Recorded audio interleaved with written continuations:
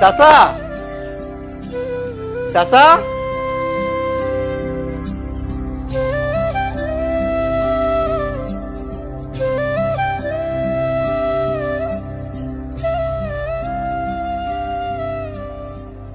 কি ব্যাপার আপনি এখানে?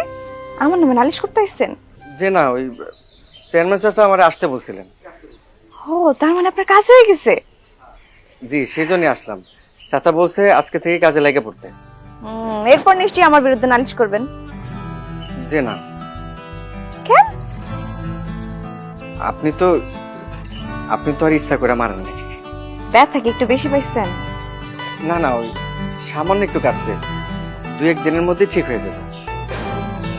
তাহলে বোধহয় বেশি কাটলে নালিশ দিবেন, তাই না? যে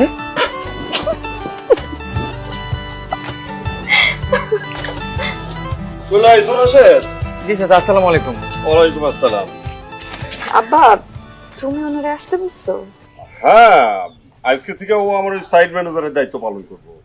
রাশেদ ছেলে খুব ভালো। মানুষের কি আর চেহারা দেখে বোঝা যায় যে সে ভালো না খারাপ? তা অবশ্য ঠিকই বলেছিস, কিন্তু বিশ্বাসের উপরেই তো সারা দুনিয়াটা চলছে রে মা। ও তোমার চাচি। আসসালামু আলাইকুম। ওয়ালাইকুম আসসালাম। বাবা নাস্তা খেয়েছো? জি চাচি। ওর কথাই তোমার রেখালটাতে কইছিলাম। ভাতিজা চলো, আমার একটু ইউনিয়ন পরিষদ অফিসে নামাই দিয়া তুমি বাজারে যাইবা। লিটন আইসা তোমার ওখান থেকে নিয়ে যাইবো, হিসাব নিকাশ সব কিছু বুঝাই দেবো, সুন্দরভাবে বুঝে নিবা, ঠিক আছে? জি আসো।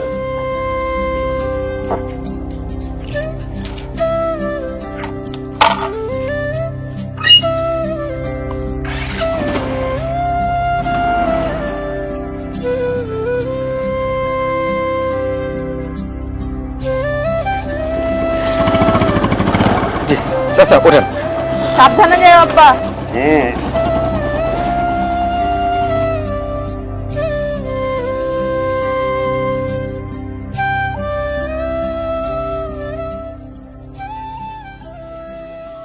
এখন সব দোকানপাট তো বুঝতে পারছো নাকি?